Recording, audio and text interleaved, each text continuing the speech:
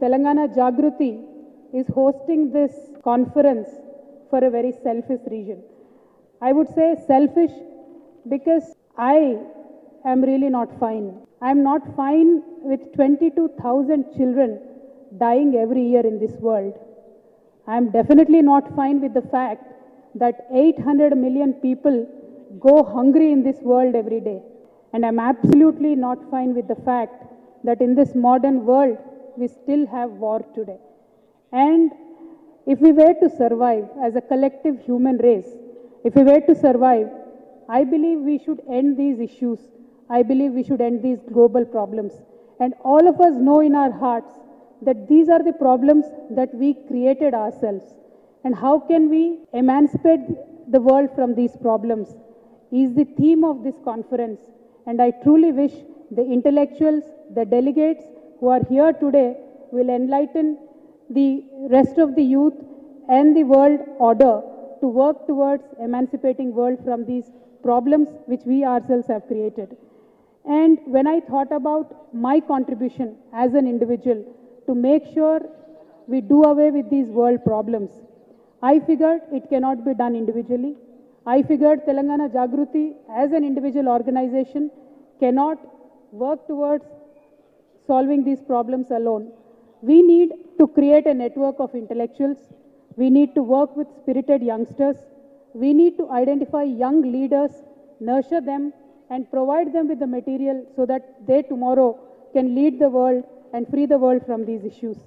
To me, I believe the 550 delegates who are present here today are the solution to this problem. And I found that the only solution is to make sure that the youth of the world is organized together.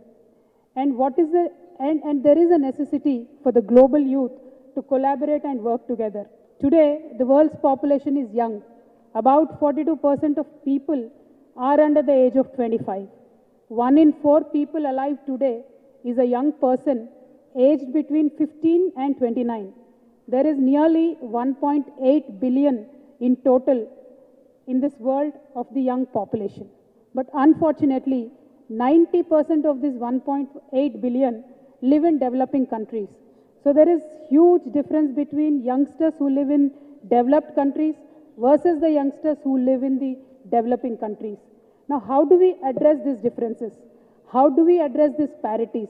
And how do we create a level playing field is what we need to really understand and think in this conference. And for instance, the youth mortality rate on an average is 5 times higher in the poorer countries when we think about compare with the rich countries.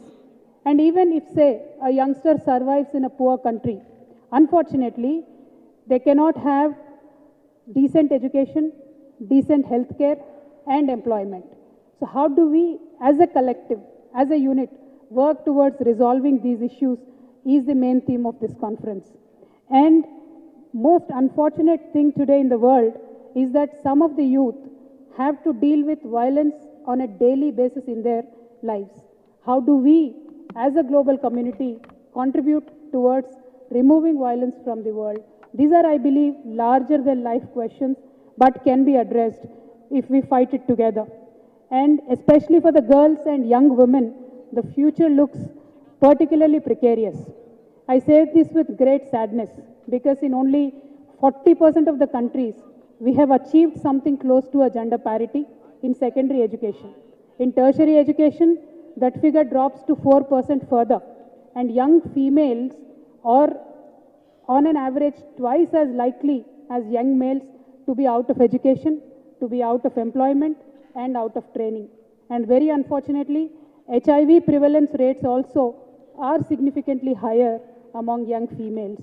So I urge upon the intellectual community in this conference to focus more on this aspect of the youth development, because after all, youth also means young women, not only young men. So I truly urge the intellectuals in this conference to focus more on young women. And in some aspects, I was speaking about rich and poor nations, but in some aspects, however, the best and the worst performing countries are similar. The issues like unemployment, issues like drug abuse, issues like mental disorder, these rates among the young people are equally worrying in all the nations alike, both rich and poor. So these problems across the globe in both these countries are there, and I believe they are interconnected. These are all created by human beings. But the solution to these problems also has to come from the human being.